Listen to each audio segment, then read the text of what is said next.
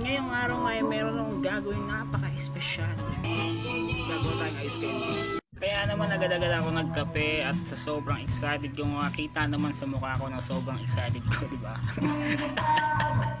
At sa sobrang excited ko ay pumunta na ako sa aking Rusi 925. And siya nga ang gagamitin ngayong araw. Let's go! Boom, boom, boom, boom, boom, boom, boom, boom, boom, boom.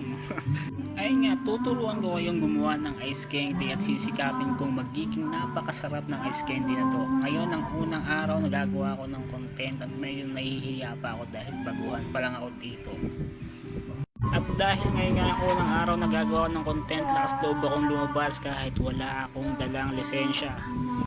Pero okay lang yun, pag nahuli, di sa kanya na tong motor, yan, sa'yo na. Ayoko na yan, sa'yo na susi. Kuhain mo yung rehistro sa bahay niyan, wala akong pakalam. At kung napapansin nyo nga dito, para akong sinusundan ni ate, ayan yun na kami sa harap. Lagi niya akong sinusundan kahit saan ako magpunta. Kahit kakalabas pa lang namin at sinusundan ko siya, feeling ko sinusundan niya talaga ako. Kaya naman hindi na ako nagdalawang isip na punahin itong baha na ito sa kalagitnaan ng tag-init. Tirik na tirik ng araw, may baha ang puta. Ano ba namang klaseng lugar to? Mas mainam pa to kaysa dun sa may balon namin na ginagamit, walang katubig-tubig. Ayan o, tignan nyo, ang lalim, grabe, ang taas ng tubig, hanggang lagpas bato. At mabalik tayo dun sa gagawin nating ice candy. Abangan nyo yung pinaka-huling video ko at talaga naman magugulat kayo kung paano ito ginawa. Totoo niyan, napakadali na naman kasi talagang gumawa nito. Halos di mo nga dapat ito panoorin kasi alam niya na kung paano ito gawin. Pero isi-share ko pa rin sa mga hindi nakakaalam. Ang gagawin ko nga ice candy ngayon ay flavor mango. Tama, may sahog itong mangga. At ang ice candy flavor mango ay gawa sa mangga, kaya bibili tayo ng ilang pirasong mansanas. O baka sabihin ng iba dyan na wala namang ganun. Meron, bumili kayo sa commercial, 10 pesos lang isa, dalawang flavor. Feeling ko bagay talaga sa akin maging auto-vlogger. Kaya naman i-skip ko na to at dito na nga. Overtake ba? Alam kong overtake itong napakabagal na sasakyan na to. Ayan na nga, in-overtakean ko na siya at hindi ko na rin pinalampas ang bisikleta na nasa unahan. Hindi ko siya pinatawad, binubahan ko ba yan? Bam, bam, bam, bam, bam, bam, bam. At syempre, biyahe nga, di ba? Enjoy natin ng konti. Manahimik muna ako saglit dito. Teka lang.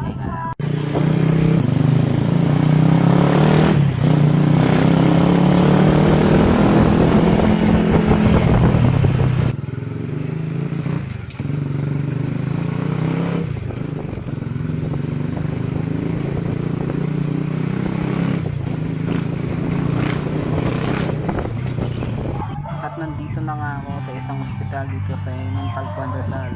Ang taga Montalban ako. Mahirap dito pero masaya dito tumira, lalo pag sanay ka sa hirap. Kasi dito yung tipo na malapit na mga gawa pero hindi ka makapasok kasi ang taas ng standards na kailangan nila. Tapos bukod doon, ang bababa ng sahod. Kaya ako, mas pinipili ko na lang mag-apply sa malayo kaysa dito. Ay pagsapa lang ako na lumayo kaysa naman dito. Dito ng sahod, ang aarte pa ng mga applyer mo. Kaya kung nasan ka man ngayon, diyan ka na lang. Sigurado ko mas maukay dyan kaysa dito. O yun, parang malapit na ata tayo, di ko alam kasi parang naliligaw na ata ako. Tagamuntal pa naman pero hindi ko kabisali mga shortcut dito. May huli nga sa highway, hindi ako pwede doon. Open muffler pa yung motor ko. Siguradong huli talaga, helmet lang man laban. May nakita akong NWOW. Siguro panahon na para kararahin ko itong mga gantong klaseng mga sasakyan. Tulin din yan. Kaya naman nag-throttle ako dyan. Sagad. Sabay sinagad ko yung cambio. Ayan, buta ka na kang NWOW pa. O diba, Iwan? Wala eh. Kinarewan nyo pa naman yung Rusi 925 ko. Wala siyang magagawa. Kundi hayaan na lang ako dito sa unahan. Bala ko pa nga sana unahan tong tricycle na to eh. Pero uunahan ko yan. Ako lang masusunod. Ito throttle ko. Ako lang masusunod dito. Paandaanan ko yan. Taga-Montalban ata to. Joke lang! At nakarating na nga ako dito sa San Jose. Diyan ka lang, Rusi 925. Huwag kang alis dyan. Huwag kang sasama sa mga karnaper. Huwag kang papaabuso. Huwag kang tatambay. Huwag kang magbabalakbol. At ayun na nga, nandito na ako sa loob ng San Jose. Kayaan ko yung mga gulay na hindi ko din kilala yung mga yun. Kaya naman nagtakot-takot na ako dito. At nasa loob nga ito si Tatang. Hello po Tatang, kamusta ka na dyan? Ngayon dire-diretso na ako sa paglalakad dito hanggang sa mahanap ko rito yung pakay ko. ang mangga para sa akin gagawing ice candy. At ito na nga, nakita ko na ang mangga na ito. Napakasarap na kasama pang mani na hilaw sa ilalim at may palang dito habang naghihintay ako ng sukli ko. Talaga naman tinitigan ko na malagkit yung palang niyan.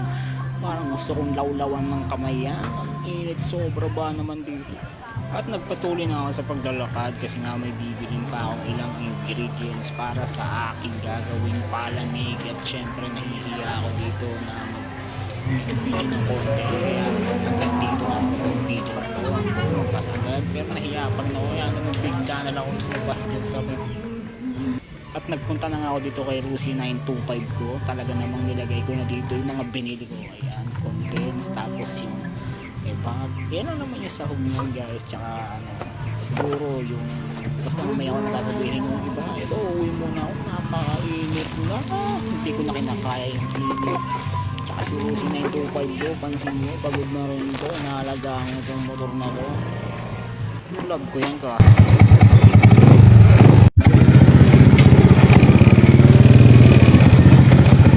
At ayun nga, uuwi na ako kasi feeling ko okay na yung mga pinagbibili ko. Saka na lang yung kulang, doon ko na lang bibilin sa amin. Bye bye San Jose, diyan ka na, dito na ako.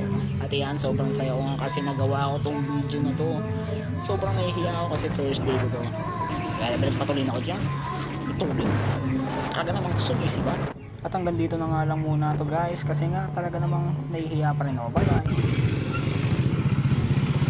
Yun na nga, nasa bahay na ako dyan at chinipon na yung mga kailangan para sa ating ice candy guys. Pag halu-haluin nyo lang yan, kahit anong gawin yung paraan dyan, ice candy pa rin naman kalalabasan yun. Kaya hanggang dito na lang guys, pagod na rin ako sa biyahe.